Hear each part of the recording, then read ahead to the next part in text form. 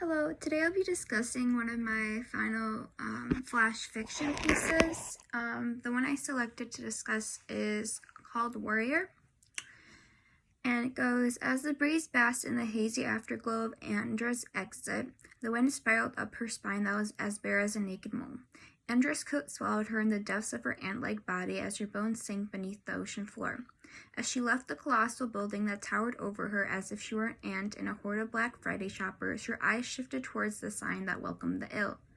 Tears strolled down the peaks of her cheekbones that were carved like rocky mountains. Light bursted out of the windows like a dove that had been released from the hands of a luminary. Departing the hospital, Andra realized she became a prisoner in her own mind. The hospital had been her home for what felt like an eternity. The following morning, before she had to return to school, she looked at herself in the mirror, an ally of her enemy.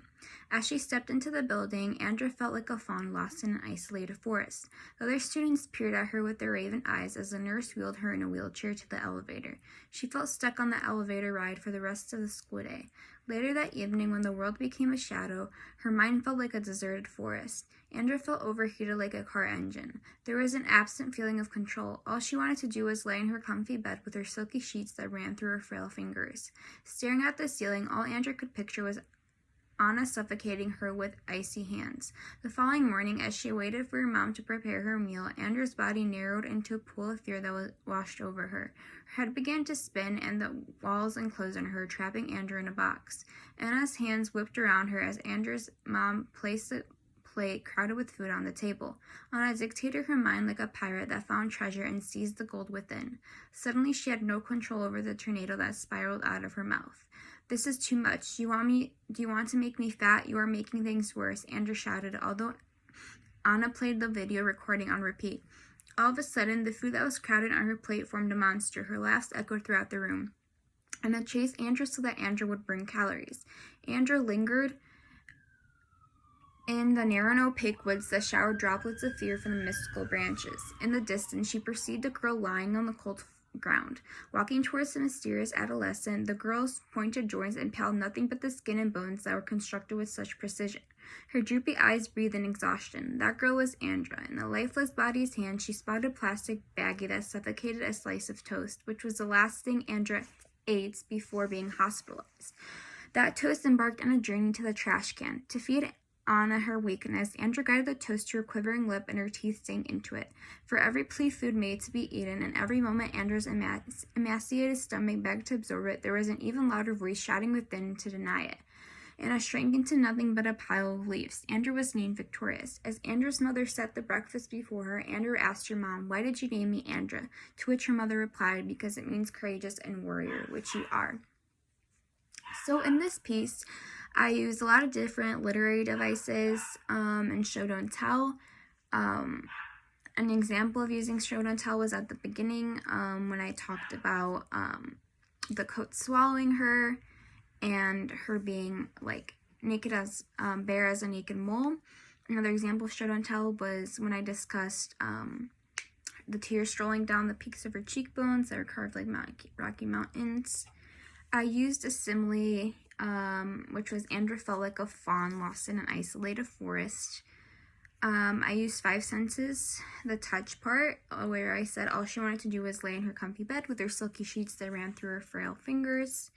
Another example of show don't tell was when I discussed how Anna dictated her mind like a pirate, finding treasure and seizing the gold within.